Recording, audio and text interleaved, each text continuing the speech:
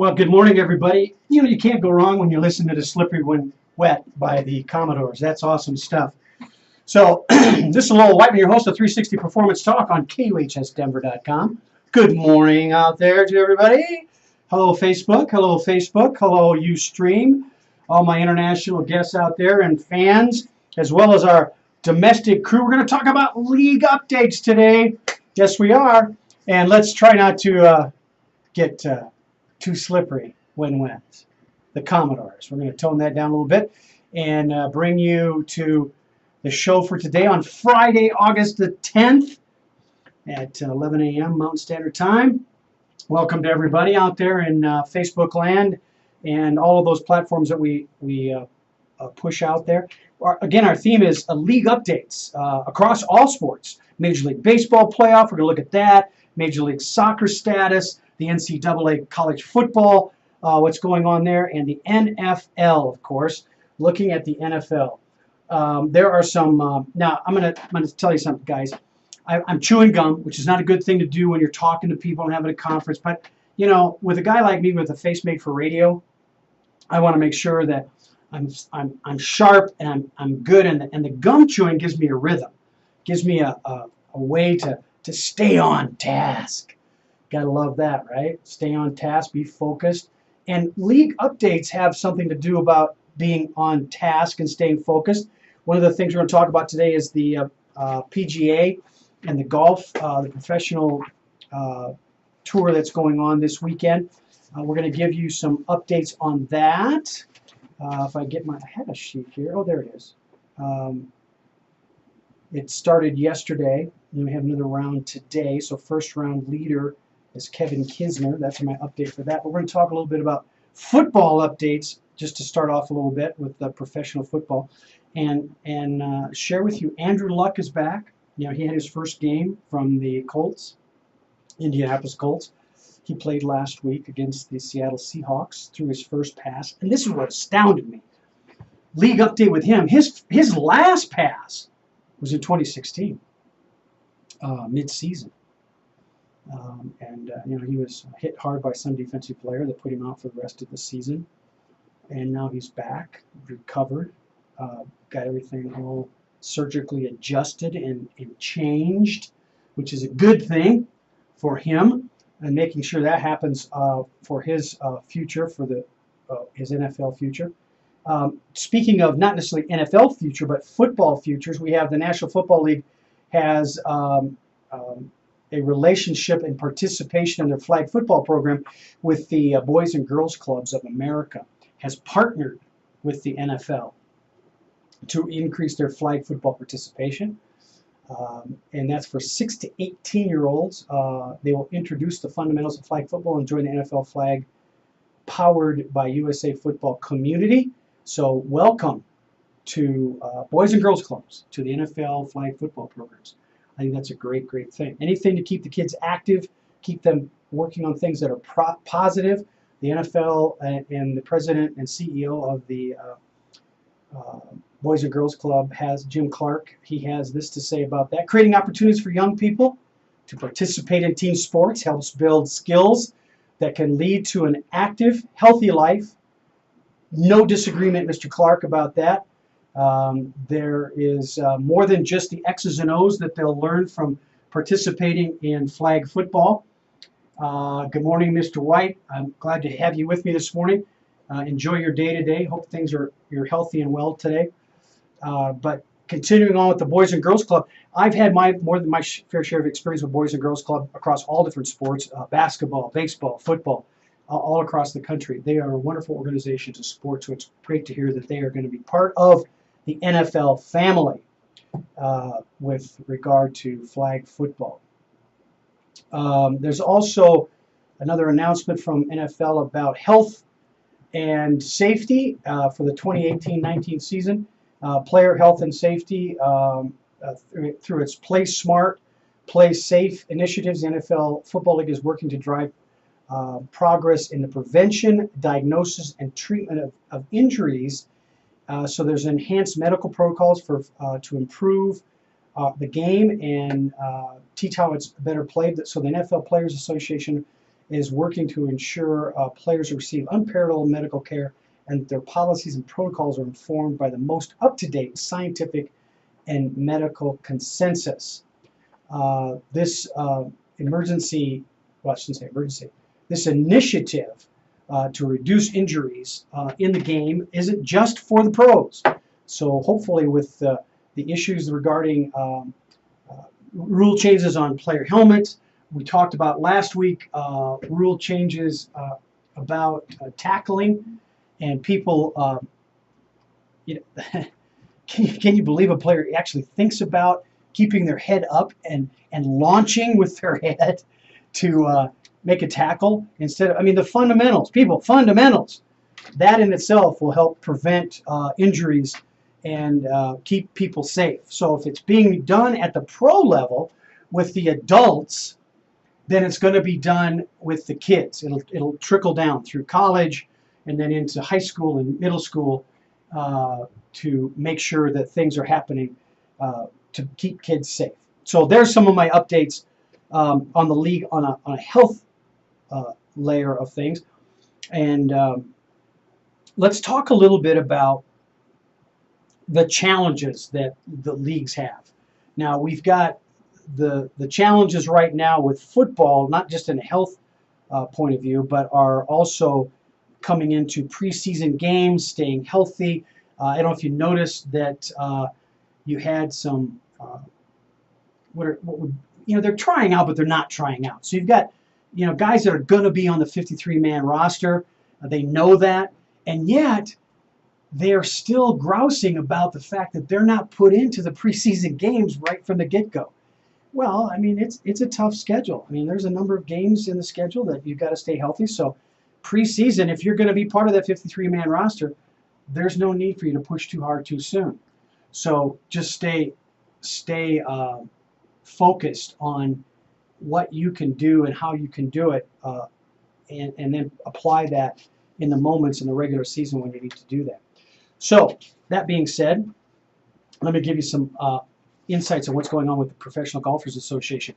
The PGA is coming down to they get points, and the weekend has got the Professional Golfers Association tournament, and Kevin Kisner and Brooks Koepka. See, this is a last name that I would pronounce it differently than others. I pronounce it Koepka, and it's spelled Koepka, Koepka.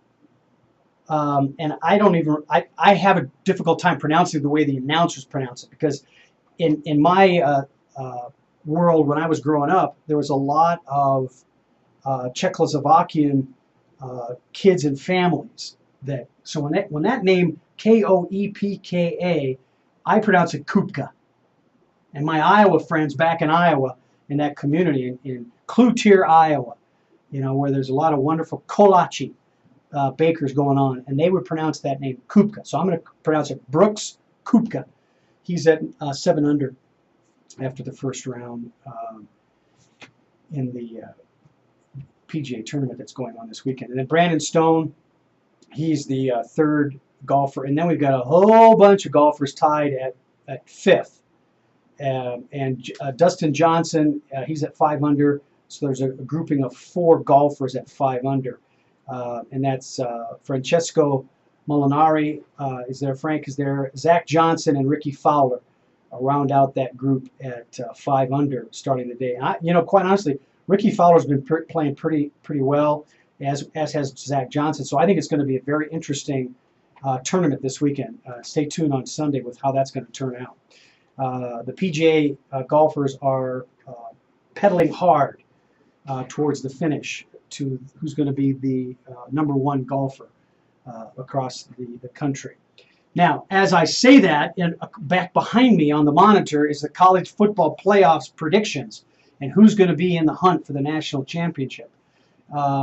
There are dark horse teams like the Boise State team. I tell you what, the talent and staff at Colorado State and the Rams is got a shot at not only just a bowl game, but setting up a good run at things. As do the Washington Huskies. The Washington Huskies open up with Auburn this year. Now that is a challenge. Not look, you don't know really. You really don't know how players and kids are going to come out of the preseason workouts and how they're doing. They've got both teams have talented players. Washington, the Huskies, they have their senior starting quarterback is back. Their defense is going to be as tough or tougher than it was last year. There's not any personnel changes across the board from a staff standpoint. We've got some Washington Huskies has some coaches there. Coach Peterson, the head coach, we all know him in the Mountain States here because he was a coach at Boise State, head coach at Boise State for a number of years, giving the Rams and the Mountain West Conference teams headaches. And they've produced some wonderful pro players that have gone on to do some great things in the pros. So NCAA college football across the board is going to have some very interesting things happen. Tennessee is also a team to watch this year. They've got a new head coach. He was the defensive coordinator at Alabama before taking his first Jerry Pruitt's first head coaching position is at Tennessee, and he locked in a 6-year deal there, and hopefully it's 6 years of going forward. As you can see behind me, fan votes have got Clemson up there for this year as vying for the national championship. Georgia is a powerhouse again, and as you can see, Washington is up on the board. They're already preseason ranked, I think, number 5 is their ranking for this year. So NCAA is, in my opinion, I like college football sometimes better than I like pro football because it's just get after it.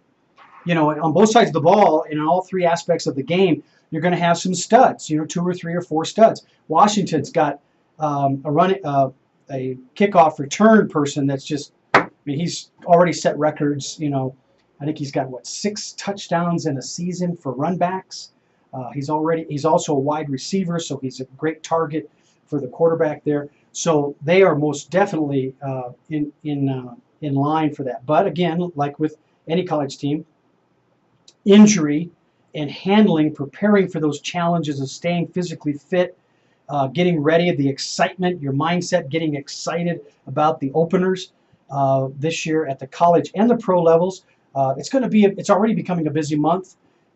This weekend, some colleges start off this weekend. I know the Rams start off their season with Hawaii, and then on the 25th of August, they open up with the in-state rivalry between them and CU. And there's a lot of that going on across the country, interstate rivalries, interconference rivalries, that kind of thing. But all seasons on football open with a bang, right down to the high school levels. So the league update for me regarding football is framed with these words: excitement, challenging, creative. I think you're going to see some creative mindsets in the coaches this year offensively. The spread offense has been around for quite a while, and it seems to be the go-to offense in many conferences, but I think you're going to see a little bit more, if not a lot, of running coming back into the offensive sets, which is going to create some issues. Like, for example, Arkansas typically, Razorbacks, run the Hogs run, and that's what they've been doing for years. But apparently, there's a new attitude in the mindsets of the coaches at Arkansas where they're going to bring in a little bit more pass. And I think you're going to see more of that. And I think perhaps it's driven by the ideologies and philosophies of pro coaches, where run sets up pass sets opens up opportunities for run, and I think you're going to see more of that not only in Arkansas because they're going to add run in there, but the Alabamas, Clemsons, and Wisconsins of the world who have been power running teams. You're going to see much more creative openness, and I'm not saying necessarily spread, but it's going to get creative. I think you're going to see a lot more creativity with the pass to set up the run and creative run patterns utilizing wide receivers and tight ends as well as the traditional running back, or typically Arkansas had that fullback body that would go 2 yards to go regardless of the distance and yardage and distance, or down in distance. I mean, they would still run the ball. First down they run the ball. Second down they run the ball. But I think you're going to see a little bit more creative use of pass and run at the college level this year. So with that being said, you've got all these different things going on with the leagues have to manage to get their mindsets right, whether it's a new head coach, it's a new aspect of the offense-defense combination. Look at Ohio State, for example, still ranked in that playoff picture for the national team, and who's going to be the national champion. And Ohio State's still in there, but they've got a distraction. Their environment's been adjusted. Urban Meyer is not going to be part of the team for right now when it comes to the season opener. So predictions like, is Michigan going to be there? The prognosticators are saying national championship brackets are going to be Clemson, Michigan, Wisconsin, Alabama. Maybe, maybe not. Maybe Ohio State will manage the obstacles and the distractions and show up in the hunt. We'll wait and see, right? The openings of the seasons are only days away. So let's shift gears a little bit away from football. We'll come back to football in a minute, but there are so many aspects of the league updates that I want to share with you, and I'm going to use baseball as examples of that. The baseball playoffs are coming. We're going to look at what's happening and the indicators of what the successes are going to be. What's the mindset of players moves us into, okay, what are the skills for me to use to maintain my mindset? And I'm gonna give you these examples. Now, I'll show you. I've got my league leaders in the batting and pitching. Okay, so take a look at league leaders. This is across all leagues. So you got Mookie Betts is leading from Boston. He's a right fielder, and his batting average is leading the leagues, 347. And then we come down to Cleveland, and we have the Cleveland Indians have who's generating the most RBIs. So that's Francisco Lindor. Frank Lindor got 99 runs batted in. All right. So who's the home run person? Oh, look, another Boston Red Sox person. Left fielder, J.D. Martinez, 35 home runs. 35 home runs is what JD's got. Oh, look, we're being redundant. JD is also in runs batted in. He's the RBI guy. Got 99. Okay? Stolen bases, little shift. Reduce the redundancy of Boston being in the top. Washington has got, for stolen bases, Trey Turner. He's got 31. Now, I'm going to make a little point about stolen bases. Why is that important? If runs is what ultimately, when you ask a player, what is it that what are the things that are necessary to win games in baseball? Well, the obvious answer that most coaches don't get from players is this one: we score more runs than the other team. So in any league, we eventually get back to the scoreboard, and the runs that are scored win. Well, stolen bases, Trey Turner creates a skill set that needs to be exercised on the benches because he steals bases so that the person who can hit the ball who comes up next can advance him. It could be a fly ball. It could be a ground out, but it could advance him. So stolen bases are a strategically important aspect of games. So you look at Washington. He's from the Washington Capitals. Trey Turner. Now, if I look at Boston and the team that J.D. Martinez is with, now J.D.'s got home runs, he's got RBIs, and his teammate, Mookie Betts, has the best batting average in the league. Well, when you combine those things together, you think, oh, they're gonna be in the mix for the World Series, right? Well, let's hope so, because then I continue to look at what's happening with individuals that are influencing team performances at the league level, and I switch now to pitching because that's a defensive thing. There was the offensive thing for Boston. I'll focus on Boston for a moment. Mookie Betts, J.D. Martinez, they're covering some pretty heavy offensive categories. It's good stuff, right? So you look at the pitching side of things. Where is Boston on the pitching side of things? Well, Washington Capitals have Max Scherzer as the most winning pitcher, 15. And then you have on the other side of the coin, you've got the New York Yankees, Severino, Luis Severino, he's got 15 wins. Well, he's not a Boston person. And then you have the pitcher who's got the most saves, another league with Seattle, the Mariners. Now, the Mariners aren't necessarily in the hunt. Okay? When we get to the league standings, you'll see where my connections are here. Now, you have the lowest ERA is with the New York Mets.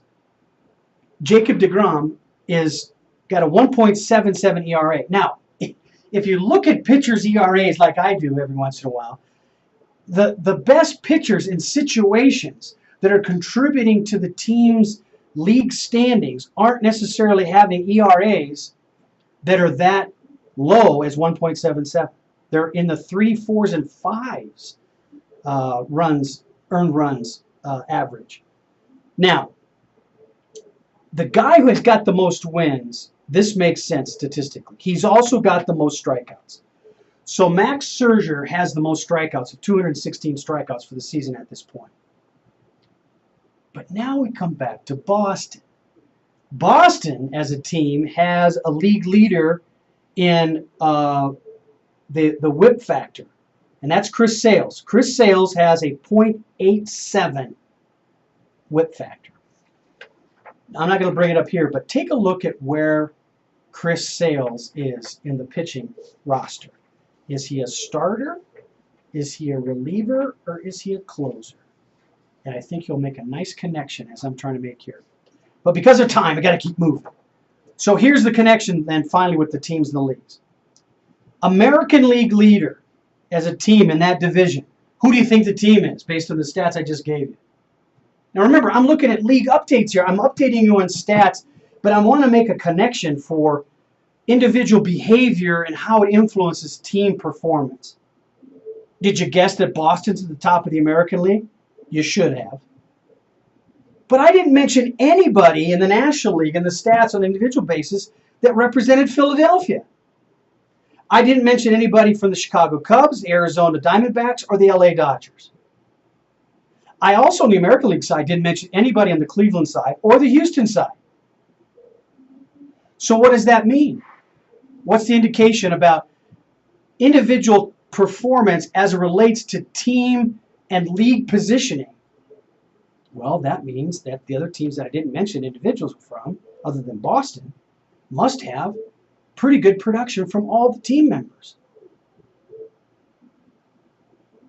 It's going to be an interesting situation coming up here in Denver in the next few weeks because they play the LA Dodgers in a 4-game series, I believe this next week coming up, and then they play them again in September with a 3-game series. So the Rockies, the Colorado Rockies could in fact get into the wild card hunt. So here's the league update on the wild card. In the American League, the Yankees and the Oakland A's are in the wild card hunt. There's a lot of baseball to be played. So this update's there can be a lot of changes going on. We're going to be talking more about it as we go along, but make sure that you understand that league position at this time can change dramatically for as close as it is. For example, the league leading wild card team, the New York Yankees, is 72-42. They are 4.5 games back of the Boston Red Sox. So the Yankees could, in fact, change their position and lock in a division play without being a wild card team. The Oakland A's, their record is 68-47. Not as close, but still close enough. And a lot of things can happen. That's even more the case with the National League. Milwaukee, Atlanta, Arizona Diamondbacks, and the LA Dodgers are all in the wild card hunt, even though in the National League they are league leaders. They're division league leaders. There's lots of room for other teams in the National League as a wild card team to get a spot. So it's going to be exciting. Baseball is going to be exciting in the rest of the month of August and into September. Be very mindful of what's going on there. Okay, so let me take a little bit of a break here and advise everybody that's listening to us. Go on the internet, check out empowerbodycare.com. empowerbodycare.com. That is something that an organization I want you to know about, because it's, first of all, it's selling product on the internet. It's got some e-commerce going on of product that really helps you feel better with those bumps and bruises. It's a cannabinoid-based a body care product. It does not have THC in it. It is, because that's why it can be sold over the internet. And I'm gonna offer you this code that you can use to receive a discount. It's LW010. Now, I personally use empowerbodycare.com products. I use the oil and I use the bath salts. As I've said before, I still compete in martial arts and even in the training. My hands and legs and stuff, we've got testing this weekend. I'm going to be beat up a little bit this weekend, and these oils are awesome because they get tissue absorption. They're not surface only. They get into the tissue, especially if you get a good, nice rub into it and really use that massaging friction to get the oil into the skin. It really impacts my muscle tissue quickly and allows it to feel better. And you know, as you get older, people, you got to feel better.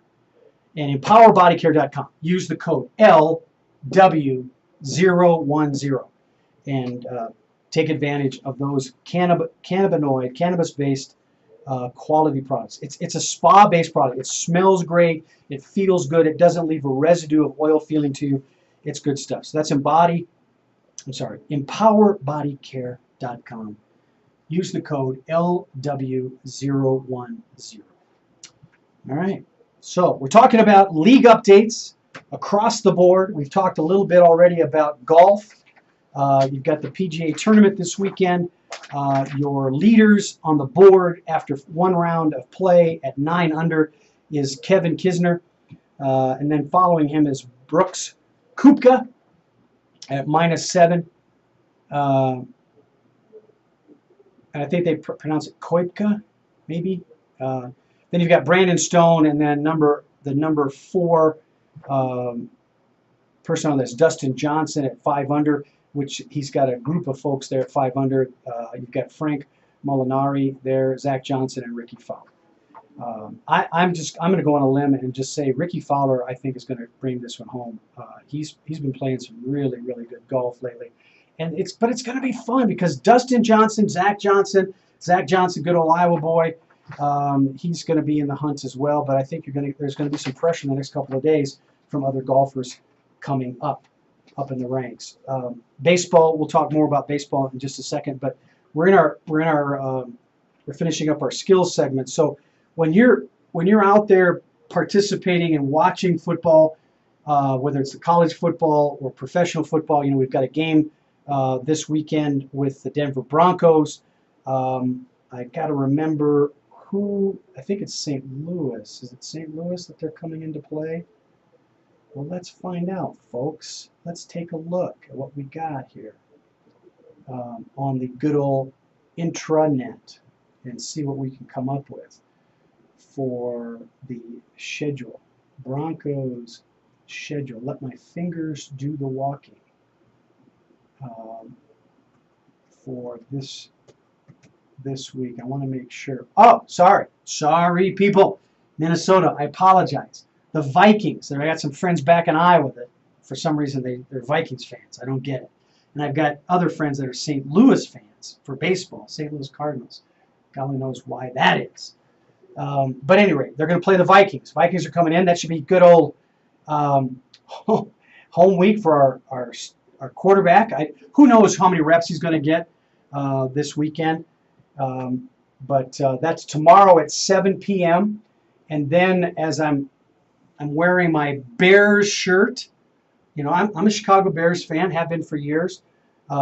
They are going to be coming in next week on the 18th for a 7:05 game. We got 3 games, and then the Redskins come in, and then the Redskins are gonna have Capri Bibbs. He's gonna be in the mix to get us hopefully a position, maybe even a starting position. Capri's been honing his craft. Remember, Capri was a running back for the CSU Rams, and he had a stay here with the Broncos, made the practice squad, and continued his journey to the San Francisco 49ers, and now he's landed with the Washington Redskins. I think he's got a great chance of picking up a spot there on the roster with the Redskins. And in fact, the Redskins will be in town. Let's see, they'll be in town with us. It looks like in December that they'll play the Broncos. So we'll wait and see what we've got in front of us. Oh, sorry, take that back. Oh, there's the game I want to look at. The Seahawks come in September the 9th to play the Broncos. I'm looking forward to watching that game.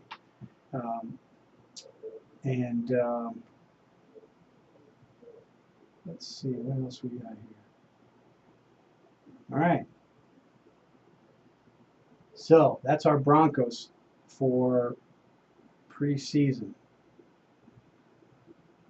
Yeah, Bears are coming to town. Oh, I'm sorry, the Broncos go to the Redskins. Sorry, so Capri's not going to be in town. That's on the 24th, August 24th. We'll be watching the Broncos play the Redskins in Washington. Let's see here. Then we got just going to be a good season. All right, I digress. Got a little bit distracted there. Sorry. Back on track. So we're in our mental conditioning segment. This is about watching our season, the environment that you're in. I've been talking to fans, not just in Colorado, but across the country, about these kind of things. Pricing. And what does it cost?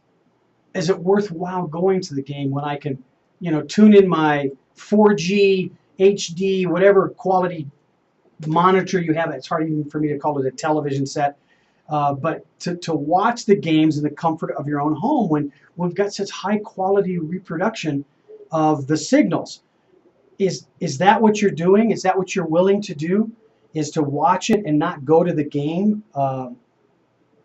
Because I invited a friend. I said, hey, come into town to watch people when the Seattle Seahawks are in town. He said, hey, I typically like just sitting at home watching from the comfort of my home. And he's got family that plays. So if family members are making a decision about the environment, are you making a decision about the environment? Well, guess what I'm going to do? I'm going to put a poll on my Facebook account. I'm going to ask you to go to my Facebook account, 360 Mindset Facebook page, and take a poll and see what you can tell me about your feelings about going to the game or not, or staying at home and watching it in the comfort of your own home. That would be something very, very special. So go to my website, not my website, go to my Facebook page and take my poll. So the question is, do you like the live game sitting in the stands, or sitting at home,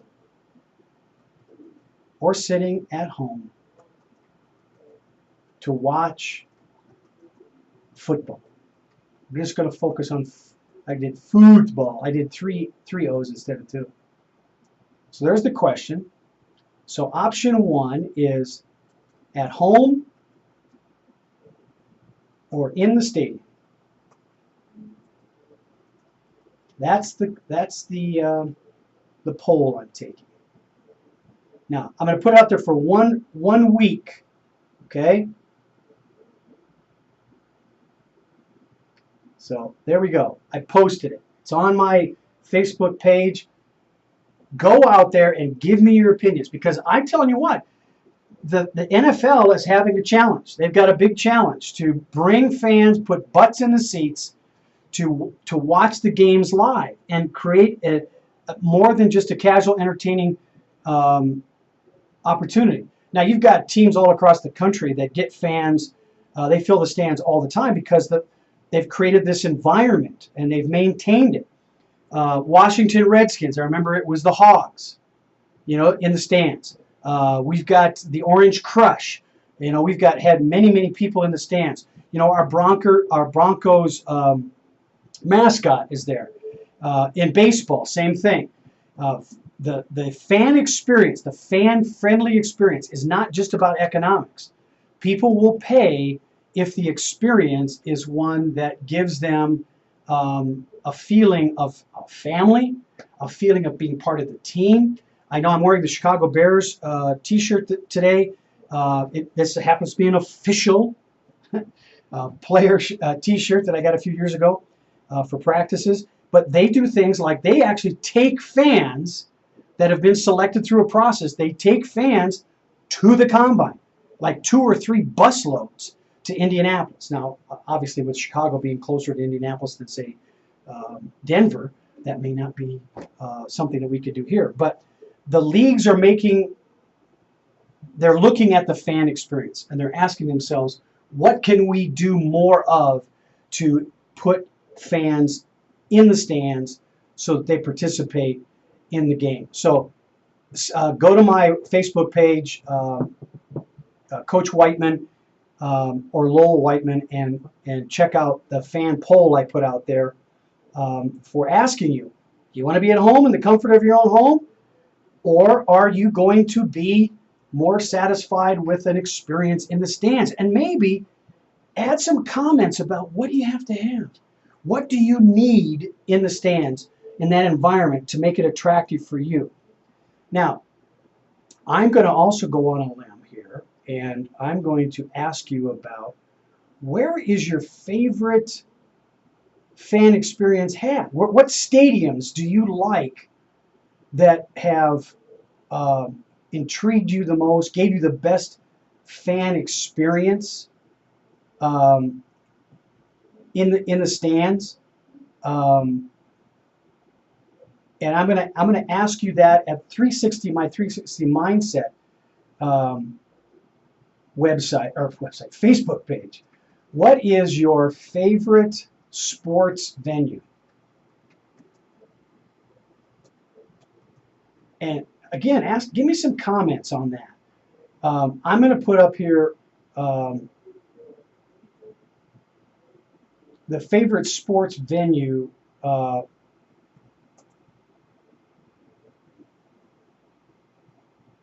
stadium. Let me ask you for the stadium name and why.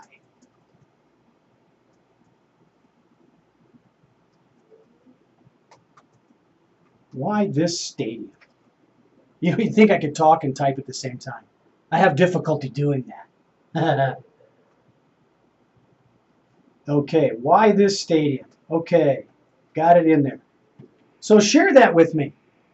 Bring that to the, I'm sharing it with you now. That's on the 360 Mindset Facebook page. All right. Well, we're trying to share. Anyway. Um, so we're talking about mental conditioning and the environment that you need to have. In this case, I'm asking the fans. What environment do you need to put your butt in the seats in the stadium? I know, look, I've got my favorite spots at home where I love watching the game, and technology is my friend because we have such great technology that brings the games to us every week that, heck, I on my television sets, I'm sorry, call it television set, my monitor, my digital display, I can stop it and go get a beverage, go get something to eat, and come back and not miss a beat. In fact, in some cases, I can rewind to a certain time and then move forward and catch up. It's awesome. Now, granted, I'm live in the stadium. I'm watching it in the stadium. But that doesn't mean I'm entertained, especially at the price. Because at my house, it's my house. It's my TV. It's my monitor. I got it all right there. So if you're going to be drawn to the stadium, what does it take to get you there? What does it take to get you into the stadium? So go to my Facebook pages and tell me why you love to go to a particular stadium. Tell me what the deal is. All right? So, Paul, I'm glad you're here. Thank you, Janice, for being with me today. Go to my polls, people. You're my people. Go to my polls and answer the question. Paul, especially you. Baseball in particular. I can't imagine.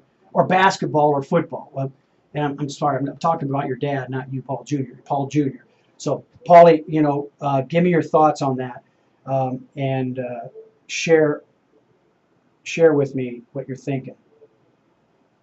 All right, so little bit more information about leagues, and I'm going to shift gears away from football a little bit, even though I've got the Denver Broncos over my shoulder in practice routines. Mr. Harris, the cornerback for the Broncos, you realize this is his 8th season? He still looks like a kid. If I think I think it's that shaved head. It makes him look really, really young. But his 8th season, I don't think he's lost a step. I watched some of his practices, and the guy's got it on. I mean, and he's getting some competition. There's some new kids coming out. Cravens is out. He's back from an injury. We didn't see him any of last year, so this is like his rookie season, if you will. But anyway, I digress. I stepped on football. I wanted to go back to golf. Tiger Woods is playing in the PGA Championship. Now, he's got some ground to gain, but his game that he played in the first round was more than just acceptable. He was even, which in itself is good for this particular tournament. The course is challenging, and I would, for you Tiger fans out there, I would say take a close hard look at what's going on with Tiger. Now, I'm not being gender insensitive, okay? But I want to make sure that I keep the LPGA in perspective with what's going on. There's a real slice of leaders going on that doesn't necessarily represent the quality of what's happening in the LPGA. The league it's got some just amazingly talented women in the LPGA, but also understand the most recent tournament was the Women's British Open, and that was completed last weekend, I think, or maybe they're into it right now. But yeah, they finished it a few days ago. Yeah, so it was last weekend. And let me give you just some names of some of the folks that are the women that are in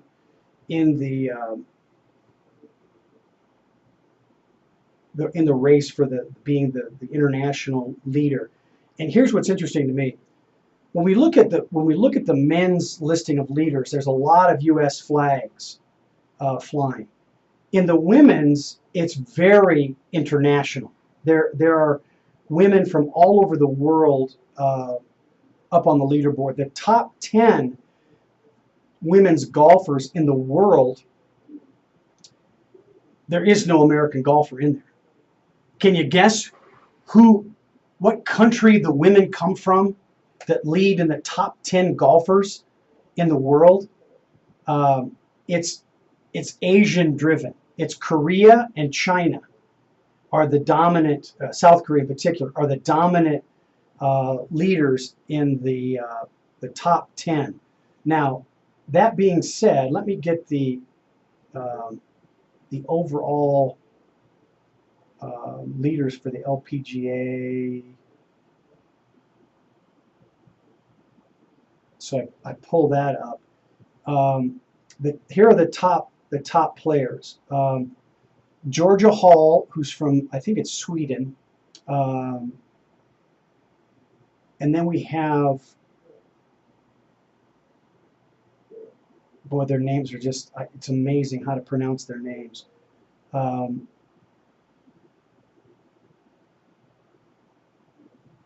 She came in second in the Rico British Open. It's Purnanang Fatlam, and she's and what amazes me too is the power these young women generate. Now this young lady, she's been in the circuit for a while. She was a rookie in 2009, but 5'3", and in many cases they're out driving some of the men pros. So it's just amazing what's happening with the women's the Ladies Professional Golfing Association. And So Yoon Ri from South Korea is the third best women golfer, and she's earned over $1 million this year in her winnings. Now internationally, from a standpoint of earnings and event wins, we have the young lady from Thailand, and then the Korean golfer So Yoon Ri that I mentioned, and then we have Australia, Japan, South Korea, which is Sung Young Park. She's always, she's been there for a while. Canada, Korea again, Thailand, and Spain.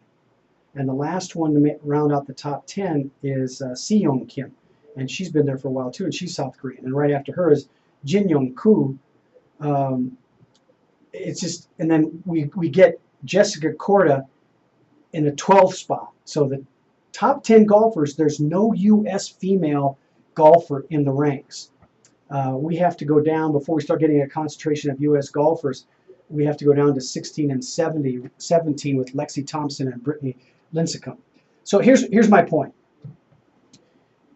Women's golf is not a big thing in the United States for many, many years. In fact, they weren't even allowed in many cases on the course or courses. Until recently, there were still some courses that didn't allow females as members in the private ranks. That's since changed.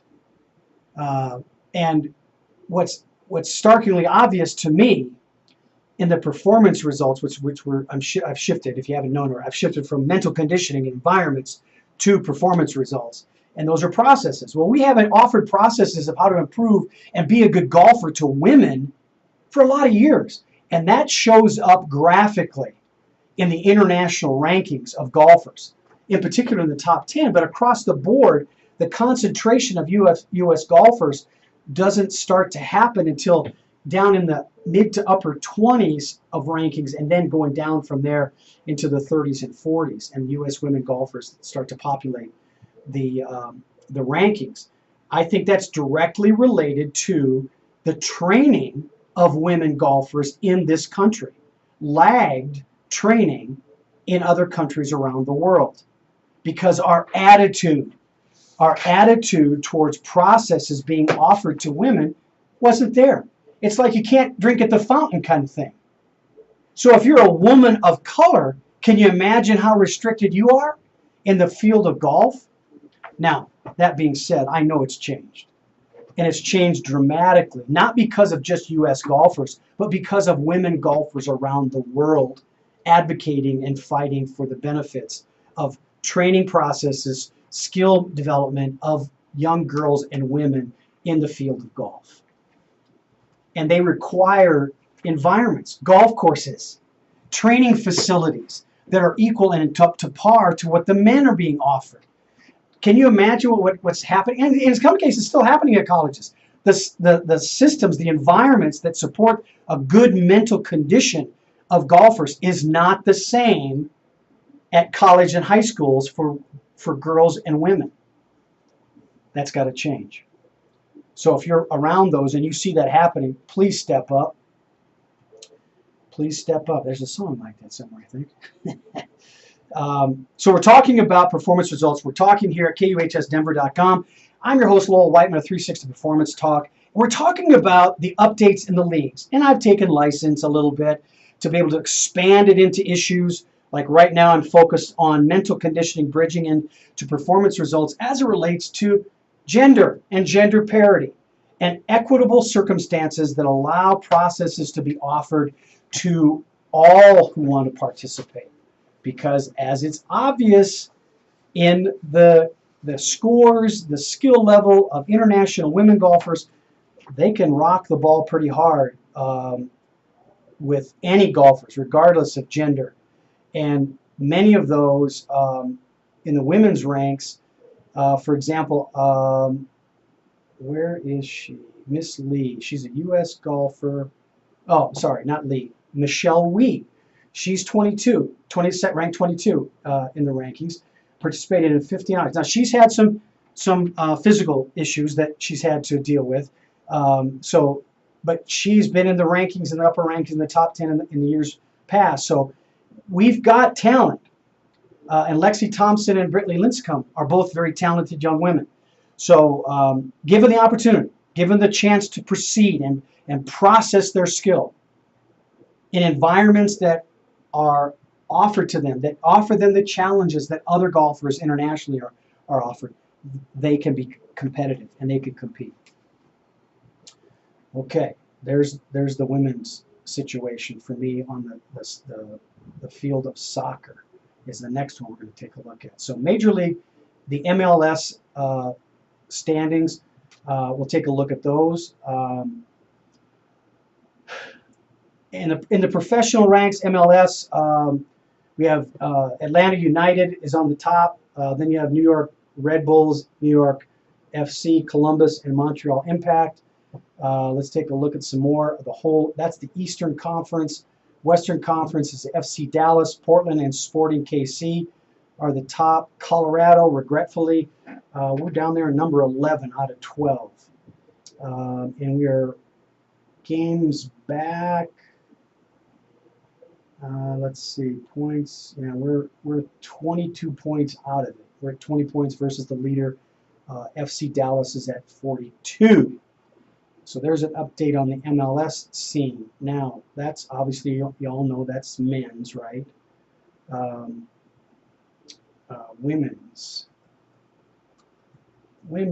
pro. Okay. And this is the NWSL, and let's take a look at what we've got, matches that are coming up. You know, it's really interesting to me. We talked about golf, but in soccer, the coverage of teams, when you look at the women's professional soccer teams compared to the men's professional soccer teams in the cities that they reside in, I would like to do a study about, is there an attitude? Is there an attitude in the different towns more pro towards being open-minded to offering processes to women in those towns versus the towns that do not have women's professional soccer teams in them, that there's something a little bit amiss with that. The NWSL leagues and standings. I'm just looking at, we've got, the league standings. We've got a women's team that leads it is in North Carolina. Then you've got Seattle, Orlando, Portland, Chicago, Utah, Houston, Washington, New Jersey. I'm still looking for Colorado here, and see if I could find that. I don't see it. I just don't see it. Now, I challenge anyone to give me statistics about the draw of women's sports professionally in any town. Women's soccer is hugely, hugely popular. So why any major city would not have a women's professional team in it? I don't understand it. I just don't understand it. Especially when you look at the international draw of the Olympic women's soccer team. Is just, they've got such a following around the world. It amazes me how and why major cities, like Denver, for crying out loud, we've got a huge soccer following here. It just amazes me. Anyway, I'll keep beating that drum a little bit and see if we can get some interest. So share with me, please share with me on my polls, people. Get on the polls out there. You're listening to 360 Performance Talk. I'm your host, Lowell Whiteman, at KUHSdenver.com. Let me see if I can say that right a second time. KUHSdenver.com. 360 Performance Talk. We got 5 minutes before the hour of noon on a Friday, August the 10th.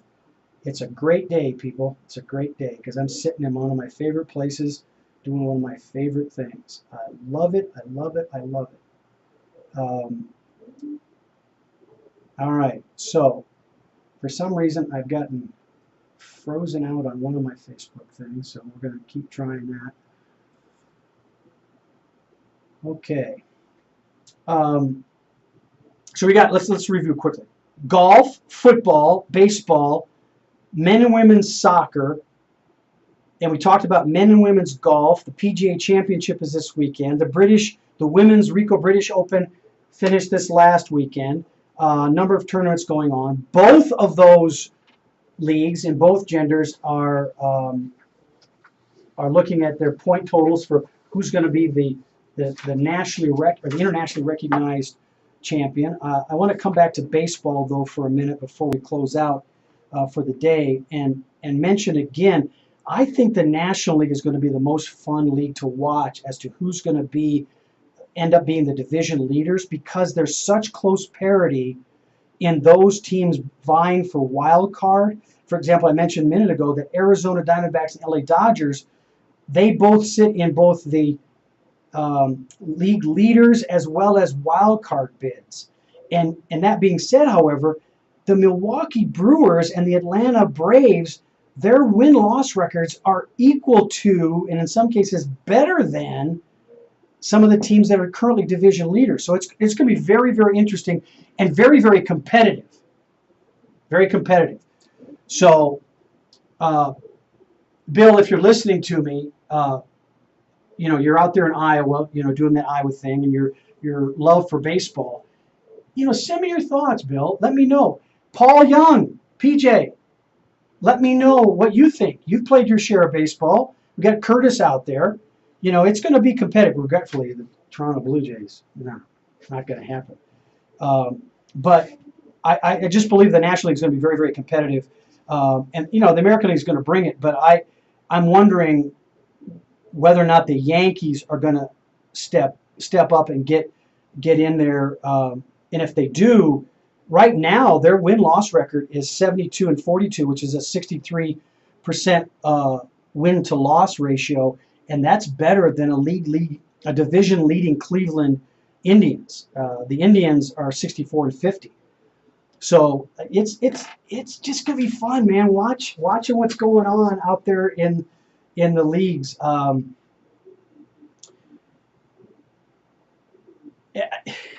wanna mention something to you about the process for success in ending the show today. I looked at a lot of statistics and a lot of numbers, and everything you do prepares you for the success that you determine. And I think today's show is pretty successful. I had some great times talking about some of the things that are going to be coming up, but I don't know that it was my best show. because there were some things about my preparation that I didn't like, and I scrapped it just before I came in. So preparation is a big thing to do, and one of the things that I've been trying to do more of these days is understand, why am I present in a certain spot? You know, why am I here? And I think many of the playoffs, as you look over my shoulder and you see a Washington Capitals player, you know, Jack went out, Bryce Harper, Jax went out on a game against the Cubs to bring back the game. I think that was a slugfest with that. Looking back at the season, you know, the LA Dodgers are going to be right in it, and every one of those teams and the golfers this weekend that are preparing to make a run at the PGA Championship. You know, and people like a Tiger Woods who's preparing. He's been preparing every day, every week to get back and overcome the injuries and prepare himself differently than he's ever prepared himself before. So preparation at this time of the year across the board. You've got college teams preparing to open up this weekend. We've got the Denver Broncos with their first preseason game, taking a look at brand new quarterbacks and being excited about their foundationally strong defense. They've got some great recruits that are challenging the veterans. Now, whether they'll make the 53-man roster is yet to be determined, but there's a lot of excitement down in Dove Valley, just like there's a lot of excitement across the league in any of the sports that are getting prepared to start their seasons. But there's now leagues preparing to end their season. The energy and preparation, the thinking for any of those is pretty much the same, just different frames of mind at the time. Well, it's Friday, and it's noon, and the frame of mind I have is leaving you with this thought. Game tight, you have to have your mind right. So mind right to be game tight. Whether it's the preseason game that the Rockies or that the Broncos have this weekend, tomorrow at about 7 p.m. against the Minnesota Vikings, or it's you're ending the season, getting prepared to end the season in a strong way to either get a wild card berth or be a division leader and win your division and lock a place up for the playoffs, or you're in that place where you're preparing. You're a rookie NBA player getting ready to take on a new environment. In either case, prepare to be mind right so you're game tight. This is your host, Lowell Whiteman of 360 Performance Talk, saying have a great weekend to my Facebook friends. Have a great day and an even better next week when you prepare to be your best. Have a good day.